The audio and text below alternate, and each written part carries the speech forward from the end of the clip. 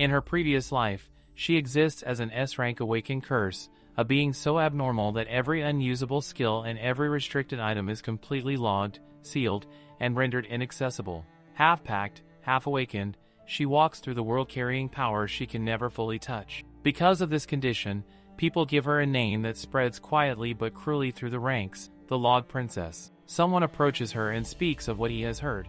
Her abilities, he claims, are all locked, but rumors say her physical combat skills are outstanding. He wants her assistance in taking down monsters. After all, she is immune to monster poison, and its effects will not touch her. He even offers to lend her his S-rank ranger equipment. If the raid succeeds, he promises her a permanent lease right as a reward. The target is the strongest boss among all existing dungeons, a corrupted demon monster. She knows immediately that he is trying to use her to kill it. Even so, when she learns that the monster is alone instead of guarded by a party, hope stirs within her. A reward awaits, and she thinks that she might finally get to use equipment for once. That single thought clouds her judgment. Foolishly, she reaches out and grabs the weapon, gripping it so tightly that it bites into her hand. The scene cuts to the monster. A critical hit lands cleanly. She feels relief flood her chest as she realizes the monster's movements have slowed. Victory seems possible. The monster raises itself and prepares to strike her. She knows she can block the attack. Then, without warning, her sword begins to disappear. The owner of the weapon is that man. He recalls the equipment.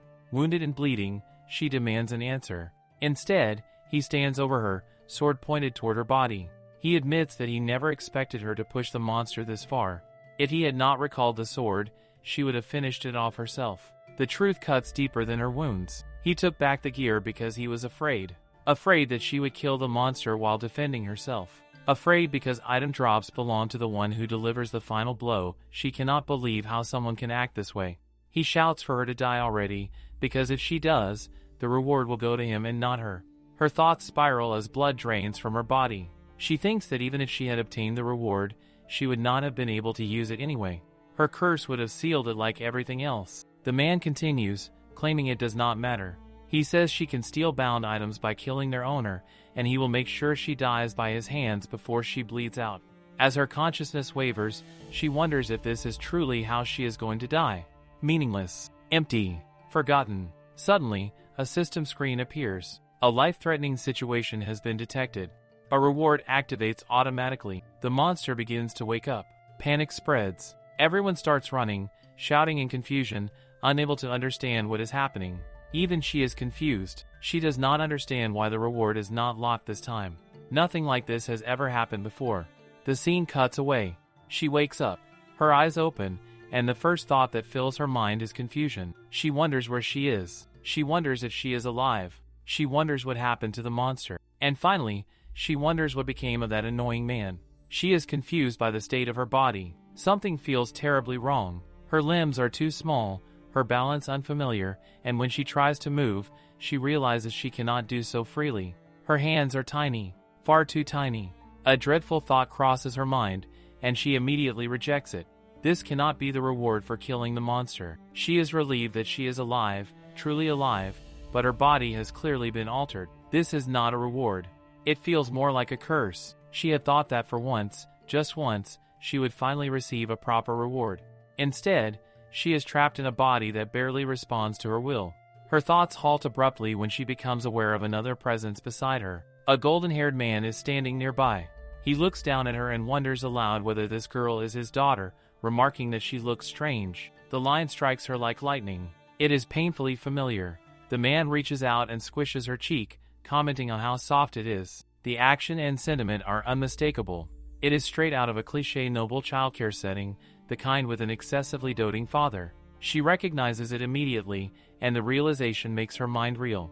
The man lifts her up with ease and remarks that she is too light, that she barely has any presence at all, lighter than a feather, a fragile little thing. From her position, she takes in her surroundings. The room is undeniably luxurious. Fine materials surround her, classic decorations fill every corner, and everything about the space screams old-world nobility. Her thoughts spiral. This setting, these lines, this atmosphere, they are all too familiar. She refuses to believe it. She absolutely refuses. Do not tell her that she has reincarnated into a childcare novel.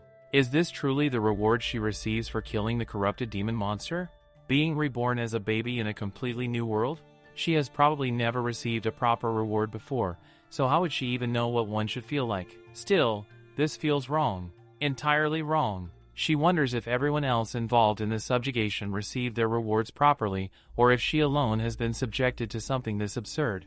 Her thoughts are interrupted when someone else arrives in the room. The newcomer asks to be excused for a moment and addresses the golden-haired man as a father. Shortly after, a very young boy enters the room. The moment she sees him, she realizes something else that makes her head ache. This is a Starchild family, and the boy is absurdly handsome.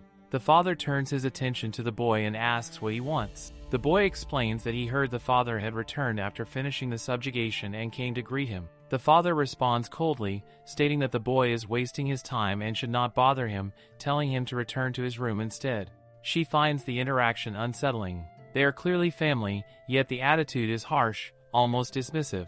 She cannot understand how a father can treat his child like that. Just as the boy is about to leave, the father tells him to wait. He mentions that Julia reported the boy caused a disturbance while he was away. The boy attempts to explain himself, but the father cuts him off, saying that such behavior will not be tolerated. He addresses the boy as Alexa Parcision. Then comes another line that sends a chill through her mind. The father adds that as the older sister, Alexa should set an example for the newborn sibling. Her thoughts freeze. Older sister. Her gaze returns to the boy. She had thought he was a brother. He is far too handsome, far too striking. The idea that he is a sister does not register at first. Alexa responds obediently, saying that she understands and will keep it in mind. Everything about this situation feels wrong. Horribly, terrifyingly wrong. It feels as though she has seen this exact scene before. The words, the tone, the roles, every detail aligns with something buried deep in her memory. Then it hits her. This is not a childcare novel. The story is called Revenge Alexa. It is the very last novel a woman reads before her death. After dying, she awakens inside that same novel, only to realize that she has possessed the body of its female protagonist. The story itself tells of revenge after returning to the past. The protagonist's name is Alexa, and the target of her revenge is her youngest sister, Clara, the one who stole everything from her. In the original novel, Clara is the female protagonist, while Alexa is nothing more than a villain. That villainous Clara had once bullied and eventually killed her own older sister, Alexa. Now, after being murdered and regressing to the past, Alexa knows exactly what awaits her. She makes up her mind that Clara will become dead meat 4 years later. However, as time passes, Alexa sees enough signs to become certain of one thing: she is truly living inside a novel. With that realization, her goal changes. She wants to stay out of her sister's sight and avoid her at all costs. She decides to forget about their father entirely, because she knows that her sister is destined to become the strongest person in this world. Even so, circumstances force her to approach her sister. She goes to Clara and asks her to eat a cookie prepared by the chef. Alexa immediately turns her head away, already aware that Clara only eats food that looks exactly like the kind she prefers. Clara is ignored once again. She had specifically come to find her sister after finishing her lessons, and as she observes Alexa's cold reaction, she becomes acutely aware of how much Alexa seems to hate her. Clara must have already made similar requests in the past, but this time things are different. She is no longer the same Clara who once dragged her sister down. Even so, she has no intention of dying a miserable death or allowing a villain to triumph over her life this time. Alexa reflects that she thought she had finally found a family after dying once, only to end up possessing a villain destined to be killed by her own family. However, she realizes that this is not only for her own sake, it is also for her sister's sake. In the near future, her sister will suffer at the hands of villains who will try to kick her out of the family. That is something Alexa refuses to allow. The regressed Alexa will eventually take over the house, but the journey toward that future is incredibly rough. She will be purged and nearly destroyed during the process, yet she swears that she will not let it happen again. This time, she will help her sister and survive no matter the cost. Someone suddenly calls out to Clara. A lady praises her, saying that she is a great actress, just like her mother, Julia. Julia is her biological mother and the Duke's second wife. The man standing beside Julia comments that Julia deliberately clung to Alexa to make it appear as though Alexa hated her sister. He adds that the Duke will be furious when he hears about this. Julia then questions the maid, asking whether she saw everything clearly, insisting that the maid must report the incident to the Duke exactly as it happened. Clara tries to explain to her mother that this is not the truth. However, the man lifts her up and reassures her that this was only a simple act of framing. He claims that one day their niece will be the one to kick Alexa out of the house. This man is a viscount. He is Julia's brother and Clara's uncle. In reality, they are the villains, and they are all destined to die if they dare to interfere with Alexa. Clara insists again that her sister does not actually hate her. Julia, however, tells her to make sure she says those exact words in front of her father as well. Because of this, he will pity her even more. At that moment, someone arrives and informs Julia that a visitor has come. This person is the Duke's administrator and also his nephew. He informs the Duchess that he has something important to show her and asks whether she can spare a moment of her time. Soon, everyone is gathered together. What he presents is the report card from the exam Clara took the other day. Julia becomes extremely furious upon seeing it. She directs her anger at Clara, criticizing her harshly and questioning whether this can even be called passing school. She demands to know whether Clara understands how much money was paid for her tutor. What Julia does not know is that Clara deliberately wrote incorrect answers in order to make her sister appear more talented. Because of that, Alexa likely received a perfect score, exactly as Clara had expected. Even so, hitting a child this young is clearly excessive and cruel. Julia shouts at Clara, demanding to know where she thinks she is allowed to cry. She insults her further, saying that she is even worse than Alexa, who learns from a commoner teacher. Julia continues to berate Clara, screaming about how much money she has spent just to make Clara look good in front of the Duke, calling her foolish and useless. The administrator intervenes and politely asks Julia to calm herself and not scold Clara so severely. He explains that he already presented a different report card to the Duke. He reveals that he reported the scores with Lady Alexis and Clara's results swapped. Clara is stunned by this revelation and cannot believe that her scores have already been manipulated. In truth, the Duke does not even care about either Clara's or Alexa's academic results. Julia immediately expresses her gratitude to the administrator and hands him some money in appreciation for his efforts. The administrator accepts it but comments that he feels obligated to say something. He remarks that the amount is quite modest and appears insufficient to cover all the expenses required to manage the Duke's estate. This remark infuriates Julia. She explains that she barely managed to gather this amount by embezzling from the kitchen budget. Her brother intervenes, telling her that she should have simply said she borrowed it. The administrator then remarks that he had heard she was so short on funds that she had to take money from the kitchen budget, and he comments that if she had said something earlier, his father would have lent her the money without hesitation. Clara silently observes all of this and notes how foolish they are. The administrator presents himself as kind and helpful, but in reality, he is an even worse villain than Julia. He has likely been lining his own pockets by forcing Julia to take out private loans under such circumstances. He takes his leave, telling them that they should feel free to contact him whenever they need assistance, adding that he will only take this much for today. Julia remains furious. She lashes out again, saying that he is nothing more than a mere administrator. She then turns her anger toward Clara, asking whether she sees the kind of trouble she has caused. Clara realizes that she is about to be struck again.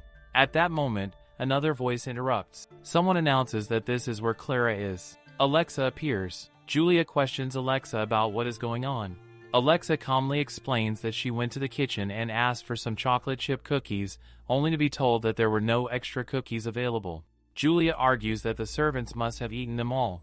Alexa counters this by pointing out how strange it is that a place like this would not have extra desserts prepared. Julia insists that it is simply because the servants are lazy. Alexa refutes this, explaining that it is because the kitchen lacks sufficient ingredients. She further points out that Julia is the one in charge of the kitchen budget. Julia demands to know what Alexa is implying. Alexa responds by suggesting that Julia should keep a close eye on the employees, just in case they are hiding things from her and causing embarrassment regarding the budget. Clara's uncle steps in and tells Alexa that this matter is none of her concern and that they will handle it themselves, insisting that it should be kept secret from the Duke. Alexa responds by stating that she has already been on her way back from informing her father, which is why he is currently looking for Julia regarding this issue. This revelation causes both Julia and Clara's uncle to panic. They immediately rush off to see the Duke. As they leave, they tell Clara that they will return after meeting him. Alexa looks at Clara. In that moment, Clara feels relief and gratitude, realizing that her sister has saved her once again. Clara expresses her gratitude toward Alexa. She acknowledges her help, relieved and emotional, but Alexa immediately corrects the misunderstanding. She makes it clear that she did not come to rescue Clara. She merely happened to pass by the kitchen on her way elsewhere and overheard something strange. Clara is confused and wonders what she means by that. Alexa explains in her usual blunt and awkward manner. She recalls hearing the head chef complain that the last cookie had been taken. If such words were being spoken in the ducal kitchen, especially directed at the youngest lady of the house, then something was clearly wrong. From that alone, Alexa deduced that the kitchen must be short on ingredients. And if the kitchen lacked supplies, then it meant someone had siphoned off the funds meant for them. Clara feels a surge of admiration. As expected of Alexa, even though her explanation is clumsy and poorly delivered, she grasps the core of the issue instantly. Still, Clara hesitates for a moment before revealing that she has one more gift to offer. She calls out to Alexa and claims that she knows where her mother's secret diary is hidden. Not the ordinary personal diary, but Julia's regular diary, the one also known as the Embezzlement ledger. She insists that if Alexa wants it, she will definitely help her obtain it. Alexa immediately shuts the idea down. She tells Clara that a child her age should not be poking her nose into matters like that and warns her not to say such nonsense anywhere else. The reaction is sharp and final. Clara drops down at once and apologizes. Alexa hands her something. Clara opens it and sees that it is a bundle of cookies. Alexa explains that she picked them up on the way. Clara is startled. She knows there should not have been any cookies left in the kitchen at all. The realization dawns on her that Alexa must have bought them herself. That simple act makes Clara genuinely happy. She thanks Alexa, her heart swelling. For a moment, she truly believes that Alexa has finally opened her heart to her, that perhaps this is the beginning of something warmer between them. But Alexa tells her to eat them and run away. The next day comes, then the day after that. Those cookies remain the last gift Clara ever receives from Alexa. 8 years later, tragedy strikes the Duchy. News spreads that the Duke and Duchess have died while boating. Their vessel capsized suddenly on a lake so calm that the incident seems impossible. Whispers ripple through the land, people questioning whether it was truly an accident. Clara knows better. She has always known that the ducal couple were destined to meet an early death. Yet something feels wrong. This is far earlier than it should be. According to the original story, she knows, a devastating plague was supposed to strike years later, and that was when the two of them were meant to die. The timeline has shifted. She wonders if there is a reason the original story has changed so drastically. Murmurs begin to spread throughout the Duchy. People speculate endlessly about who will become the next head of the Duchy. Some insist that it is obviously Alexa. Others hesitate, pointing out that she has not yet even undergone her coming-of-age ceremony. She is only 17, and her uncle will not wait until she comes of age. He will attempt to rule as regent by using Clara. This much is already clear. All the elders and vassals are firmly on Arnold and Julia's side. There is probably not a single one among them who has not taken money from that pair. The administrator's opinion will matter as well, because he was the late Duke's most trusted person. Everyone is talking far too much, and at this rate, the Duchy itself may fall into chaos. Clara wonders what she can possibly do. Suddenly, someone calls out to Celia. It is her uncle. He speaks of how she is only 12 years old and already an orphan, and how difficult it must have been for his brother-in-law to leave such a young child behind. Clara is startled by this. She wonders since when he started calling her father his brother-in-law. He had always addressed him as Your Grace, and the Duke himself had only ever truly loved himself. She once believed he was a doting father, but in truth, he had simply been deeply narcissistic. Her uncle continues, declaring that he will never betray his brother-in-law's wishes. He says that he will take responsibility for her and that no one will ever be able to drive her out of this place. Clara can clearly see that her uncle is attempting to intimidate her. He wants her to distance herself from Alexa, implying that Alexa will be the one expelled. He emphasizes again that no one will be able to drive Clara out, as though she had been afraid of that possibility. Clara questions whether she could truly be thrown out. Her uncle reassures her and tells her not to worry, urging her to simply trust him. Clara thanks him for protecting them, but he insists that he will protect his Clara alone. She presses further, asking who exactly is trying to drive them out and how terrible that would be, requesting that he name them. Her uncle grows evasive, clearly unsettled, and ends the discussion by saying that they will talk about it later. Clara can already see what is happening. They are pushing Alexa to the side and thinking only about how to use her. Clara realizes that she was careless. She should have expected that the future might change. Alexa responds sharply, dismissing Clara's words as nonsense and questioning since when the two of them had become a single us. Clara insists that she is on Alexa's side and that she will protect her.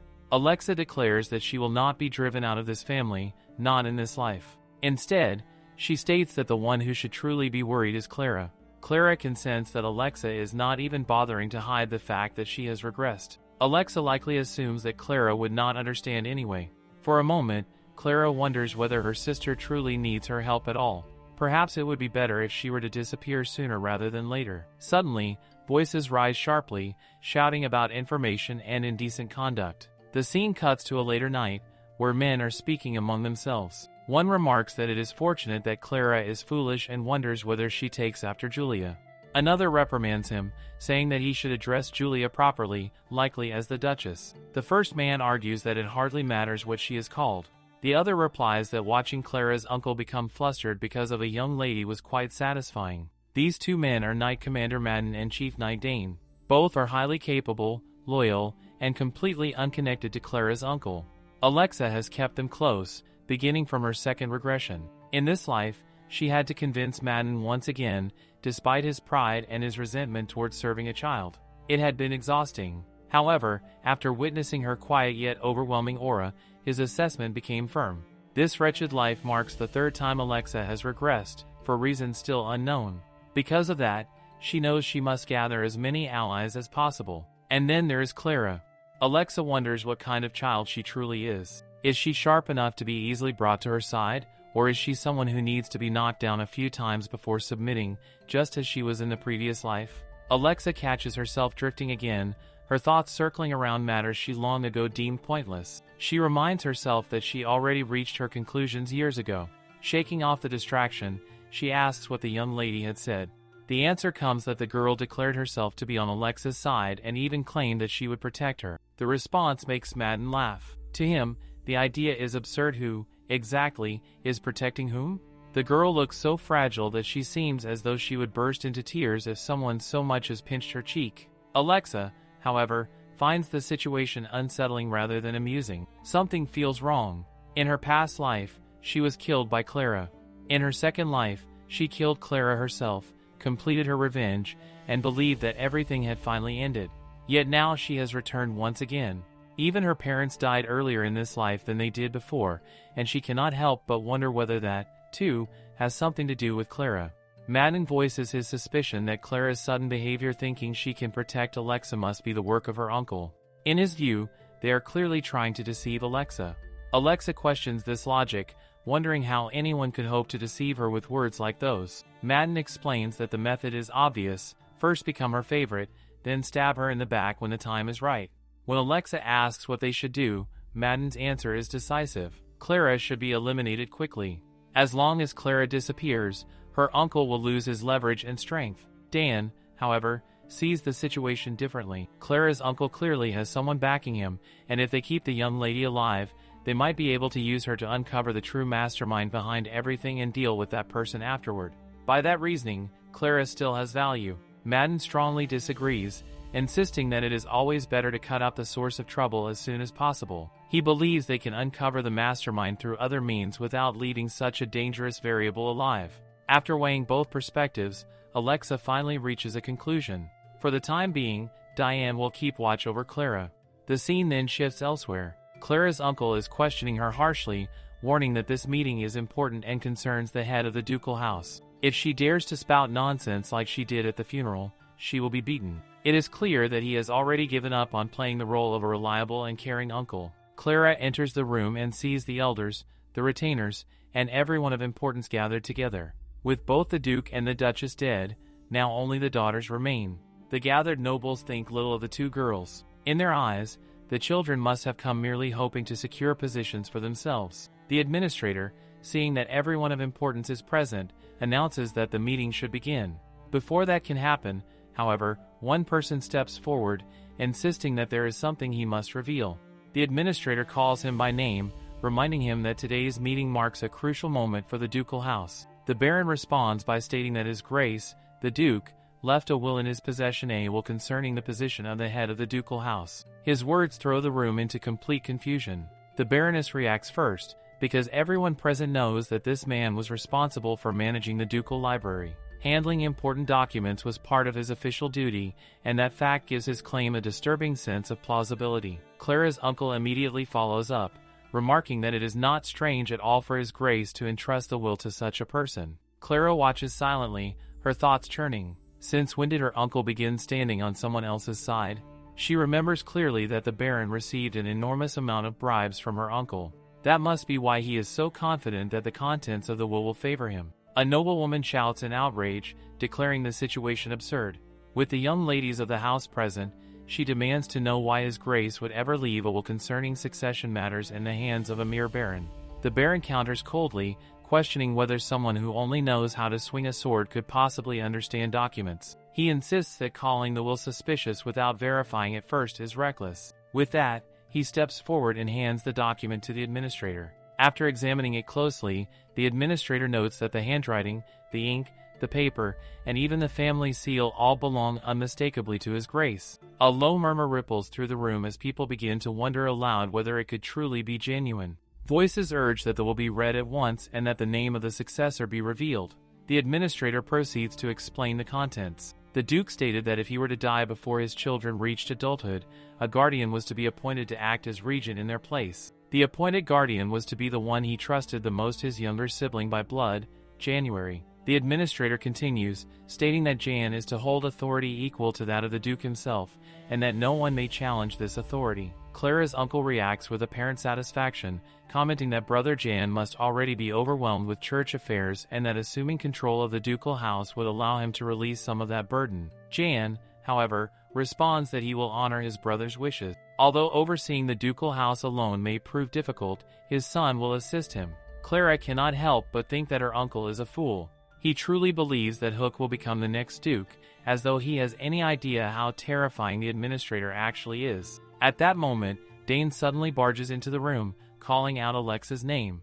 A noblewoman rebukes him sharply, demanding to know why he is late. She adds that with the young lady's coming-of-age ceremony only half a month away, it is disgusting to watch everyone scrambling and fighting over who will seize control of the family. This scene fills Clara with a strange sense of delight.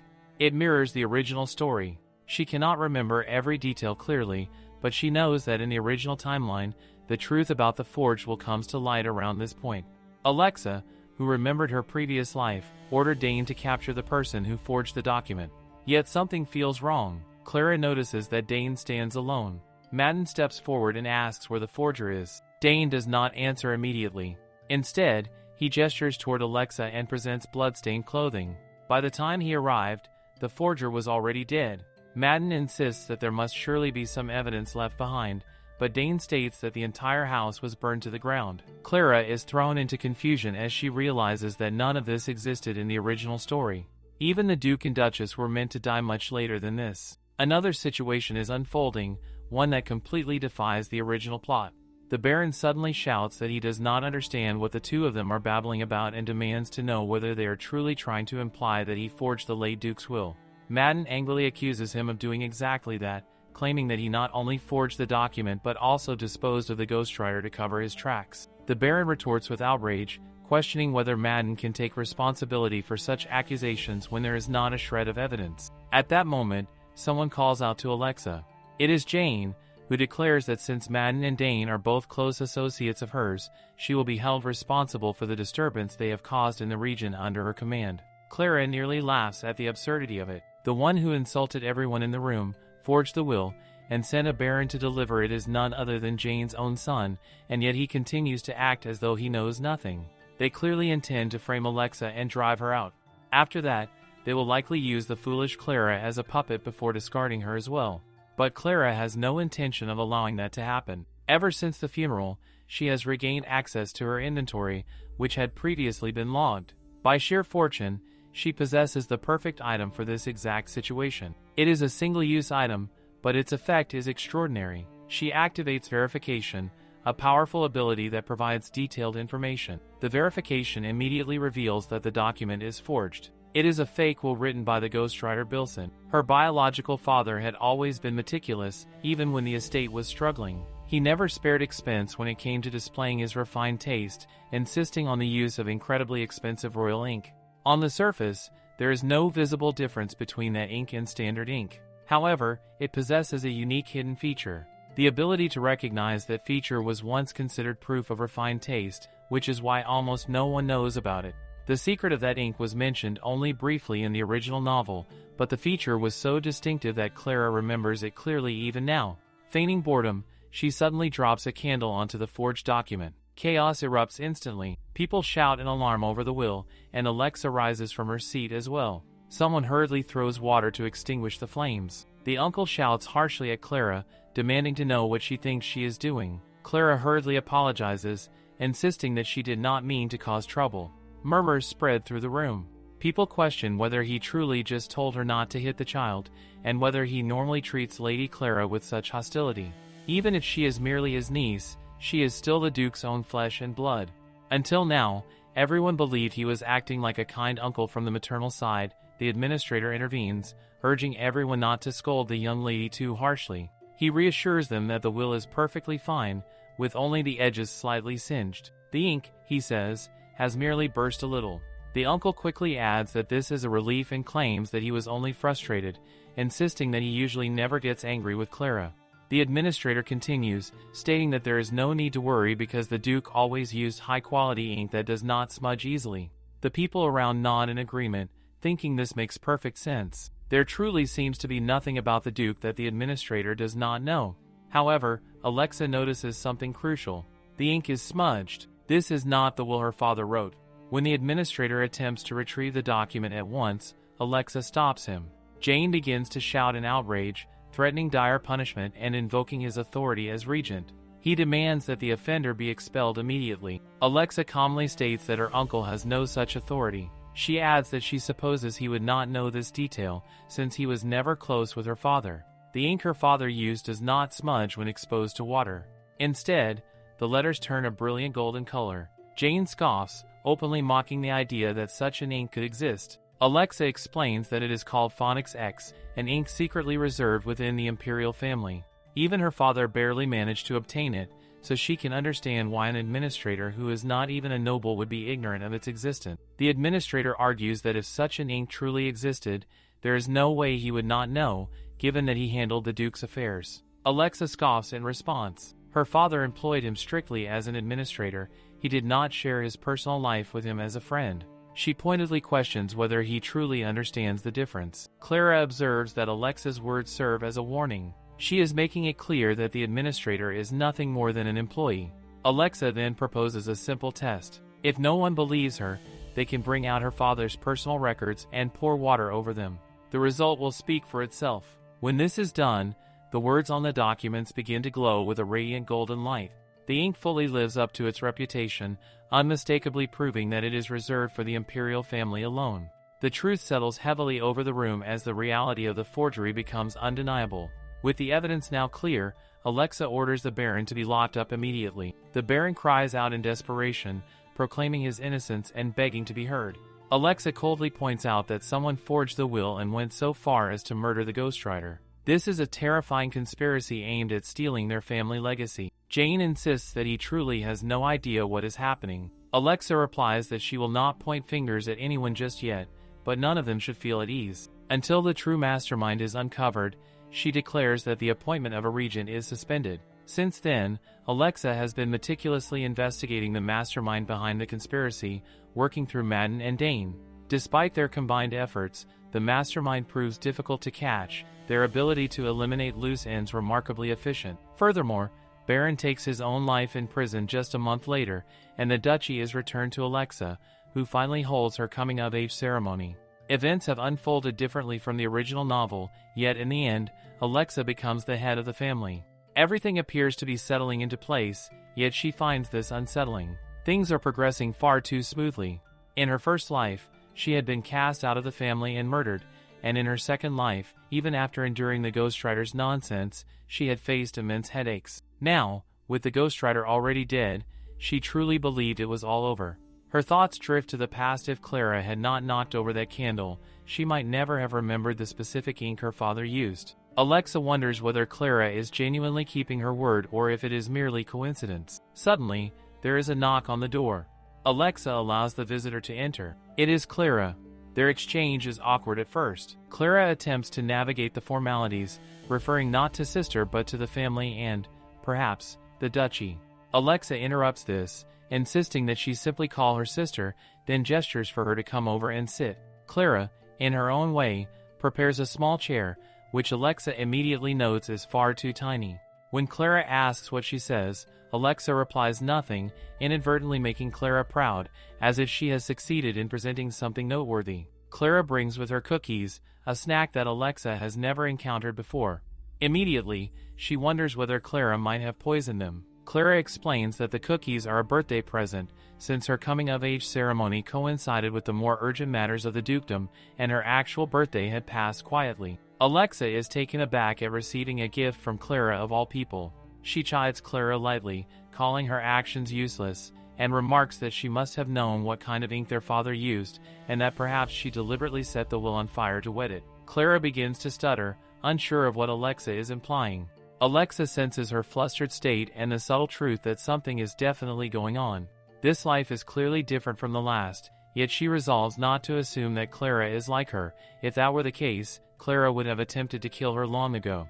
Alexa allows Clara to leave, though she ponders the discomfort of simply being in the same room together, noting that even Dane and Madden feel burdened by prolonged proximity. Alexa invites Clara to remain if she wishes to assist with family affairs, even suggesting that if she knows a way to revive the barren lands of their estate, she may stay. Clara shrinks back, claiming ignorance, yet then implores Alexa to try at least one cookie, emphasizing that she made it herself. Clara recalls that Alexa had given her cookies before, and now she wishes to reciprocate. The memory triggers a recollection in Alexa. Clara had once saved her from their mother when they were children. This recollection softens her, and she decides to eat the cookie. Clara anxiously wonders whether Alexa enjoys it. Of course, it is delicious. Clara made it using her unlocked skill. She notes, humorously, that as a strictly Korean mother, she can only make Korean food, yet asks Alexa for her opinion. Alexa, with playful exaggeration, declares it terrible, leaving Clara momentarily defeated. She prepares to leave, sadness evident in her demeanor. Alexa, however, tells her that next time, she should bring something better, which instantly brightens Clara's face. She promises to make many more, yet Alexa assures her that there is no need for so many. Alexa stands by the window, observing the duchy that has been held by her family for generations. The farmland stretches before her, barren and unyielding, denying life the chance to take root regardless of the climate. People whisper that the state suffers under a curse and that its rulers are the masters of nightmares. They claim that the great demon, the nightmare monarch, was sealed deep beneath the earth and that the castle, along with the entire state, was built directly atop his resting place. The demonic miasma, they say, slowly poisons the land. Alexa, however, finds these notions to be pathetic nonsense. Still, the sterility of the soil presents a genuine and dire crisis. Her father had shown absolutely no interest in agriculture, investing in nothing that could sustain the land. Any attempts at changing fertilizers or altering farming methods prove futile.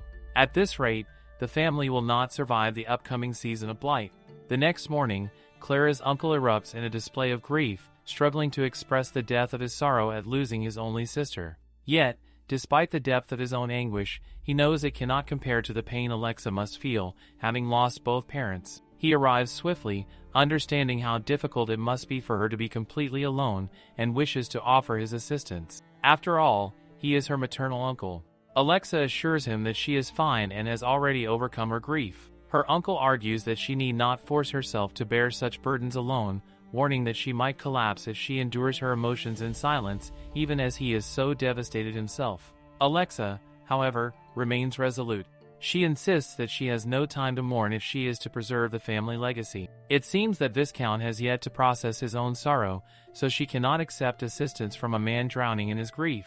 She requests that he take the necessary time to recover while she promises to send some tea to soothe his nerves and offer a confection from the table on his way out.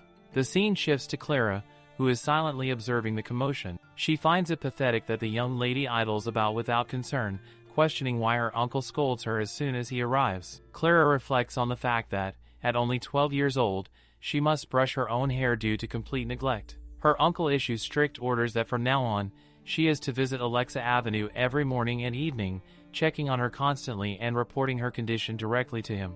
The reports from the servants are deemed insufficient. Clara must also attend family councils hosted by the head of the family and relay all discussions back to her uncle without omission. Clara is incredulous, realizing that he is essentially instructing her to act as his spy. The maid urges her to respond promptly, assuring the Viscount that Clara will be properly educated and well taken care of, describing the situation as truly tragic for a 12-year-old. Clara remains skeptical, wondering what exactly everyone is being paid and how many spies are crawling through the state. The maid pressures her further, asking why she is so slow to answer, emphasizing that a girl like Clara might fail immediately in such a role if she is not careful. Clara feels the weight of the situation and understands that she must accelerate her plans. By Friday afternoon, the maid notes that they are quite late, as Dane inspects the knight's orders, particularly focusing on the rose garden, where entry is strictly limited to family members. The maid speculates that Dane will probably be late if he comes after the inspection. She drags Clara to the rose garden, noting that the only reason for her presence is to serve as an excuse for her own visits. Dane is described as possessing lustrous brown hair and a solid, firm figure, yet his face is as beautiful as a flower. Alexa takes walks in this garden every Friday afternoon, accompanied by Dane, and the pair often steal glances at one another. The maid wonders aloud who will marry Dane, acknowledging that while he is handsome and kind, he is a commoner and thus unlikely to marry a noble like themselves. Clara scoffs, noting that Dane has always liked Alexa, and in the original novel, Jane dedicated her life entirely to loving Alexa. This devotion was absolute, both in her past life and after regression. Clara informs the maid that Alexa has decided not to take a walk that day, meaning Dane will not come either. The maid reacts in shock, demanding why Clara only tells them now. Clara explains that she had only informed Alexa when giving her a birthday present earlier in the day. The maid grows frustrated, demanding that they go inside immediately. Clara, hurt by the confrontation, pushes back, pointing out that her own maid lacks manners. The maid laughs at her, mocking Clara's anger and questioning what she could possibly do in such a situation. Clara asserts that as their master, she deserves respect from the servants and will punish them if they fail to show it. The maid warns Clara that if she continues to act out, she will report her to the Viscount, resulting in Clara's punishment. Clara, having endured enough, pushes the maid forcefully, causing both of them to fall to the floor. Other maids rush to check on the fallen maid. Clara, equally shocked, notices that the maid herself has also fallen. At that precise moment, Alexa arrives, observing the chaos and remarking on the noise, questioning what is happening in her garden. Both the maid and Clara turn to look at Alexa, caught in a mixture of surprise and apprehension. A few minutes earlier, the maid had shouted in frustration, lamenting that her hair, despite all the effort she had put into looking presentable for day-to-day duties, had become filthy. Clara could hardly believe that this trivial concern was what preoccupied her. The maid, determined, declared that she would tell everything to her sister about what had occurred. Confused, the maid pressed on, questioning what exactly Clara intended to reveal and remarking that, without proof, who would believe her? Clara calmly responded, asserting that there was indeed proof. At that precise moment, Alexa arrived. The maid froze in disbelief. Clara had assured her that Alexa would not be coming today, a lie that had lulled them into letting their guard down. Madden arrived shortly afterward, asking Alexa why she was present, then sharply scolded the maids for failing to show proper respect. The maids hurriedly went to greet Alexa. She surveyed them carefully, then fixed her gaze on Clara, silently questioning what had transpired. Clara knew that if Alexa discovered that they had been ordered by the Viscount to harass her, they would be in grave danger. In desperation, Clara went down on her knees, pleading for Alexa's mercy, urging her to endure this day, yet it was clear the maids could no longer bear it. Alexa turned to Clara, asking exactly what they were supposed to endure.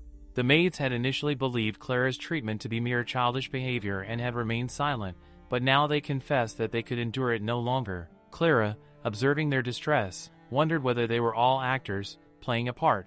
The maid revealed that the young lady had trapped them, forcing them to slap one another across the face at every meal, and gave them nothing but food that they could not eat. Clara realized that any explanation she offered would now sound like the excuses of a tyrannical mistress. Madame, enraged, demanded to know what had been said and insisted that Clara be severely disciplined, claiming that all the servants were her property. Yet before acting, Madden interjected, asserting that the maid's claims must first be verified. Laura was called upon to speak. Madden, reflecting on the original story, knew that the maid had neither liked nor disliked Clara. His disdain had been rooted in the strict judgment of status. Coming from a family that had served as the household's knight commanders for generations, his pride was immense. Though he had claimed to dislike Clara's personality, in truth, he looked down on her because she was from a fallen noble family, and by extension, her mother Julia had been judged harshly. This same disdain had fueled his cruelty when he killed Clara on Alexa's orders, showing no mercy and employing especially cruel methods. Alexa then commanded Clara to speak, questioning whether the maid's words were true. Clara revealed her scars on her knees. Alexa asked if she was all right. Clara admitted that it hurt. Pressed further about how she had been injured, she hesitated before revealing that she had been threatened with punishment if she told Alexa the truth. Her sobs began as the maid apologized for failing to catch her when she had fallen from a tree. Dane, confused, asked what she meant, while the maid insisted that it was all her fault. Clara, trembling, tried to take responsibility, asking the maid not to strike her. The maid attempted to grab Clara, but Alexa immediately intervened, ordering her to remove her hands and commanding Clara to speak freely. Clara ground out that nothing had happened, yet Alexa could see the severe bleeding, a condition the other servants had neither noticed nor cared about. Clara had been quivering in fear while the maid merely patted her, and she claimed nothing had occurred. Alexa, her gaze piercing, warned Clara that if she did not speak honestly, she would punish her far more severely than anything the maid had done. Even though Clara had planned for this confrontation, the intensity of Alexa's expression was terrifying. She recognized the same aura from the original story when Alexa had slaughtered monsters on the battlefield. Under the weight of Alexa's presence, Clara admitted that the maid had bullied and scolded her. The servants had threatened that if she did not obey, they would inform her uncle and have her punished. Alexa asked why her knees were injured. Clara explained that Dane had not arrived, and in the maid's hurry to leave, they had pulled her painfully, causing her to fall.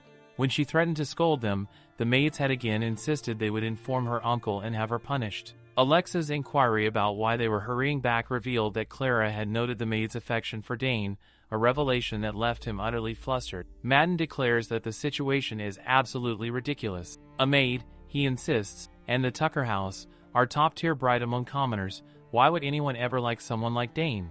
He implores Alexa not to believe it, insisting it is a total lie. Clara knows, however, that Madden has no idea of the rumors circulating among the maids. He is only disparaging Dane out of jealousy. Alexa laughs at this, realizing that her ears had not deceived her. She had been taking a walk alone to clear her head, leaving both Dan and Madden far behind her, when she hears a very strange noise. The scene is undeniably pathetic. The maids wasted their day, their clothes and hair in disarray, yet they failed to follow their master's orders. Instead, they chose to threaten Clara by claiming they would inform the Viscount of everything. Clara is grateful that Alexa has heard all of it, everything that transpired between her and the maids. Alexa remarks that Clara is the only person who has told her the truth. She asserts that there is no reason to keep people in the Duchy who do not even recognize their own master. Alexa then commands Dan and Madden to terminate the contracts of these maids and expel them from the estate permanently. Clara notes that the punishment is more merciful than she expected,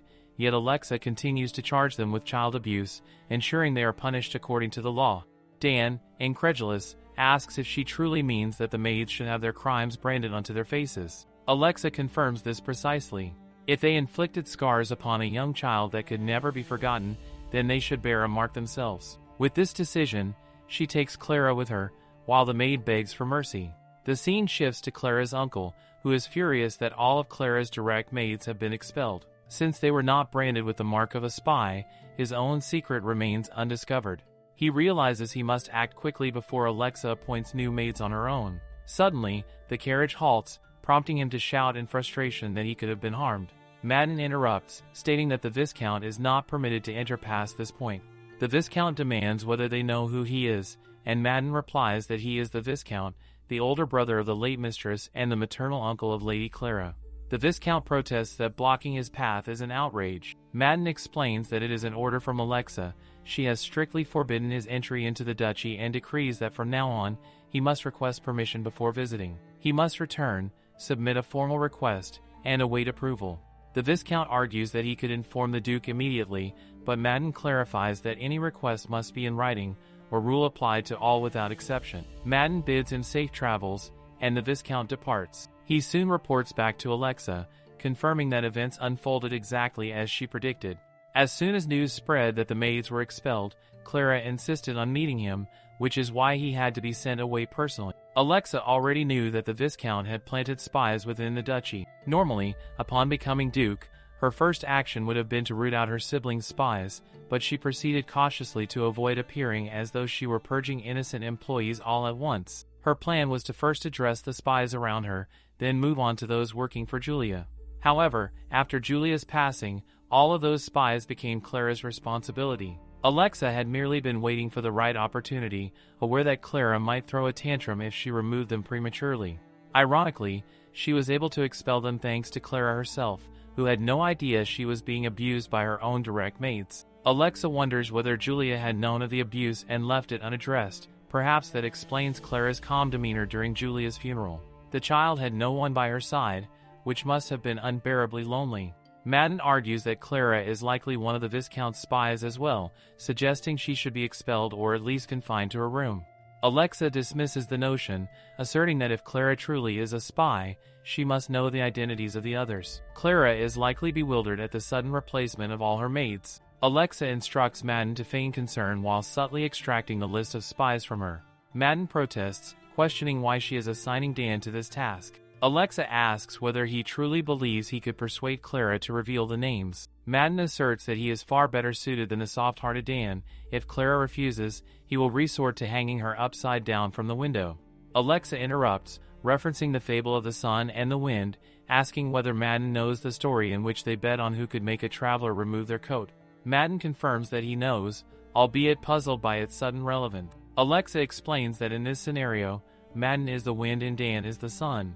If they want a child to take off her coat and speak the truth, the sun is far more effective than the wind. She then orders Dan to proceed with the mission. Dan, understanding the difficulty of obtaining a list of spies from Clara, knows the task will not be easy. Remembering the abuse she endured, he resolves to be kind to her. Clara appears exhausted and withdrawn, so he anticipates that patience and care will be necessary. Dan plans to approach her with small gestures, perhaps offering sweet foods like cookies to gradually open her heart. He knocks on Clara's door, announcing his presence, but before he can speak further, Clara interjects, revealing that she has something important to tell him. The head groom is a spy. She continues by revealing that the assistant was also bribed, along with the maid from her father's bedchamber and the servant working under the butler. That servant, she explains, was a spy planted by the Viscount. She adds that her uncle has far too many connections, noting that he is even close with Ginger. Ginger meaning the very same person expected to take over once the butler retires. Clara suddenly understands why her uncle always gives Ginger a larger allowance than anyone else. It dawns on her how frightening the situation truly is. The current butler is old and nearing retirement, and if Ginger were to become the next butler without anyone uncovering this truth, the consequences would be terrifying. Yet the fact that the spice was relieved so easily proves something else entirely. The young lady is not one of them. Clara can easily guess what Dane is thinking. He suggests that they stop for today and that she should rest, perhaps even play with her dolls. She immediately clarifies that one of them is her fortune-telling teacher doll, and she adds that this person also received an allowance from her uncle. She continues listing names without pause. The assistant tutor, the musician who visits from time to time. Dane gently asks her to speak more slowly and considers bringing something to write with, but he remarks that it is nice to see her smiling. She has been crying so much lately, his words catch her completely off guard. He admits that he truly hopes she can keep smiling, because children should grow up surrounded by laughter. She always knew he was kind, but hearing something so sweet spoken so sincerely, especially with such a handsome face, feels almost unfair. Saying things like that should be illegal. It is no wonder the maids are head over heels for him. She feels relieved that someone this gentle is standing beside Alexa. Alexa is like ice cold, solid, unbreakable, and strong. Yet even ice will shatter if strained too far. Clara silently hopes that Dane will become someone Alexa can rely on without hesitation. Dane remarks that there truly are an alarming number of spies. Clara jokingly wonders whether planted spies grow flowers or fruit. The thought makes them both laugh. She realizes that she became too excited at having someone to talk to again and ended up telling him everything. Perhaps there really are far too many spies. A sudden worry crosses her mind. What if he starts suspecting her as well? Instead, Dane thinks of something else entirely. He reflects on how many dangerous people must have surrounded her, how all of them likely listened only to the Viscount while completely ignoring her. He considers how lonely and painful that must have been, how heartbreaking it must have felt to have nowhere to vent her worries. He resolves that if something like that ever happens again, she should come to him. She can hardly believe it. He is worrying about her, not trying to reassure her for his own benefit, not trying to use her later. His eyes do not look like that at all. She smiles and admits that she was very sad, and that he truly understands how she feels. Her mother always scolded her, and her father never paid her any attention. Yet she loved her sister deeply. Whenever she got into trouble with their mother, it was her sister who helped her. Dane starts to say that perhaps her sister did not help her out of kindness, but he cuts the thought short. She must have helped her. In his own way, he is trying to protect Alexa, even though he does not entirely believe it himself. That alone makes him someone worthy of being entrusted with Alexa. Clara then adds that her sister is very handsome, which is why she loves her the most in the whole world. That part is not a lie. In the original story, Alexa was her favorite character. Cold-eyed and distant, yet when gentleness was needed, she could open her arms even to an orphan from the slums. Even in this world, Alexa quickly stole her heart. The Duke and Duchess being cruel to her never made sense to Clara. Alexa shone too brightly for that, though she admits that such a thing may be difficult. Her gaze shifts toward Dane, searching his face for confirmation. She wonders whether her sincerity has reached him at all. If it has, then she wishes for him to convey everything she has said today to her sister, without omission. The scene shifts. Alexa reflects in silence, wondering whether she has overlooked something or missed a crucial detail. If he has truly uncovered the list of spies so quickly, then the situation is more serious than she initially assumed. She hears his report and acknowledges it, understanding that he believes the young lady has been desperately waiting for an opportunity to speak to someone. That explanation takes Alexa slightly aback. He elaborates further. The youngest daughter has been abused by her mother and neglected by her father, growing up without affection or protection. Yet she has never been able to tell anyone about it. There has never been a single person willing to listen. When he offers her even one kind word, she reacts with overwhelming joy and opens up completely. He continues to ramble, explaining that the young lady speaks as though she could give him the entire world after only a few conversations. That realization fills him with happiness. Alexa, however, is furious. He goes on, admitting that this may be nothing more than his own misunderstanding, but he believes that the young lady may also wish to give Alexa her entire world. He adds that Clara has said she likes Alexa.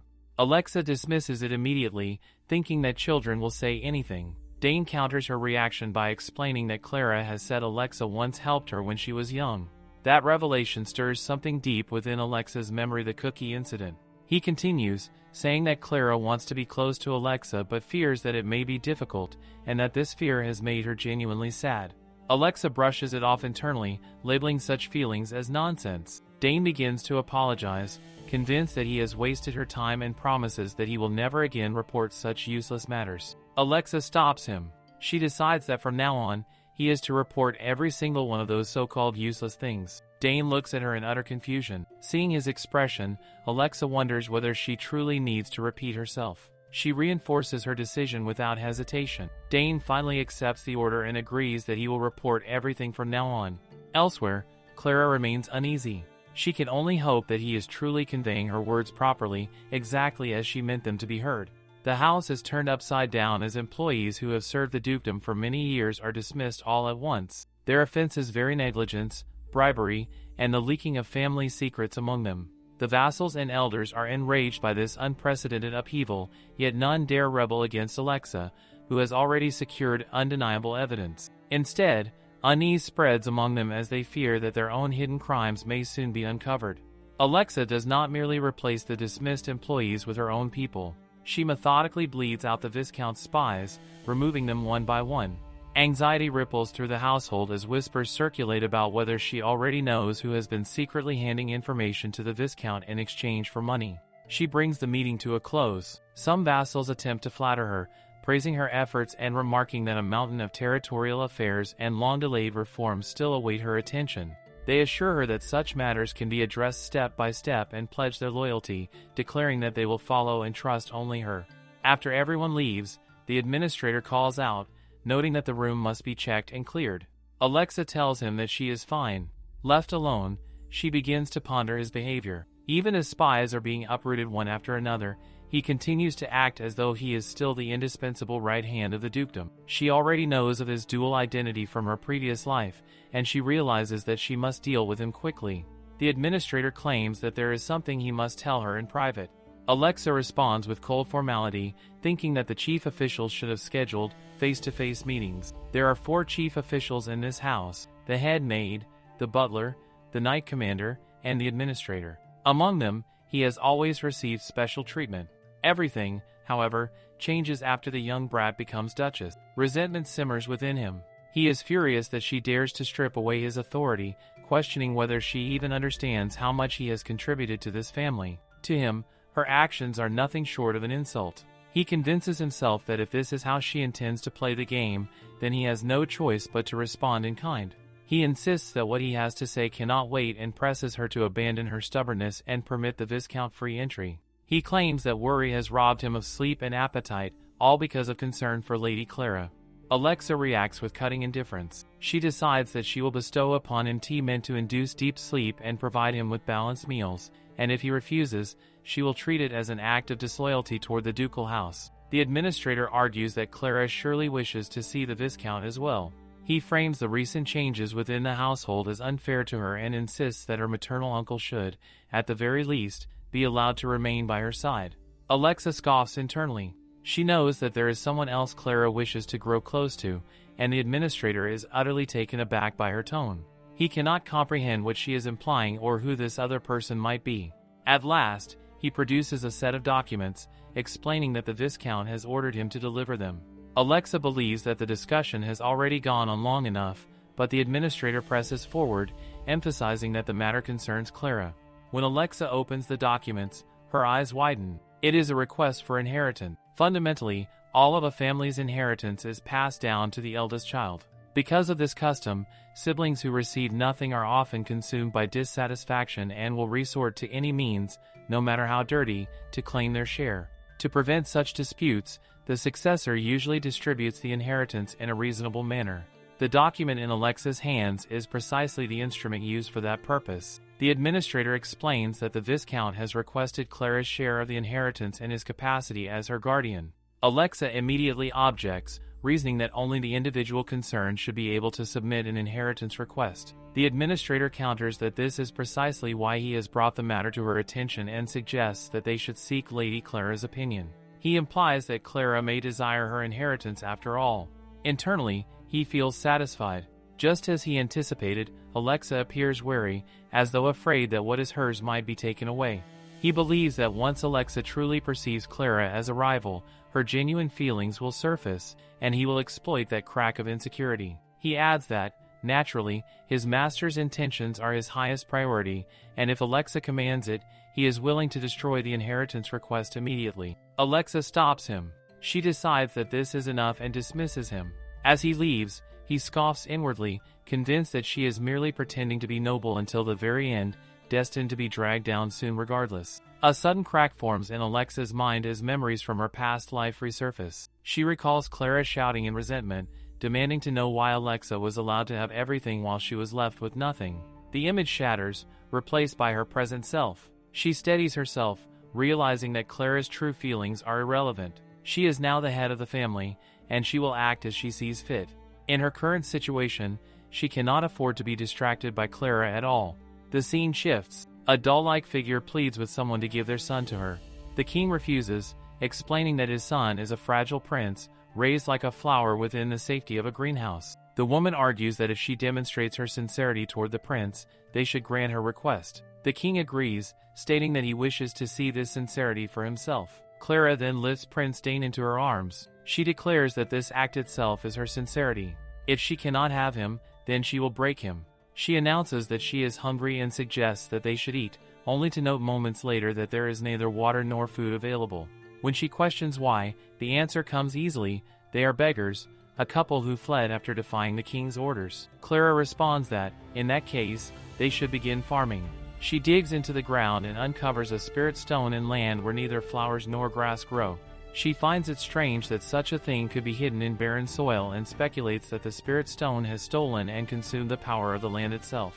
Dane agrees, yet Clara can clearly see that he is exhausted by her presence.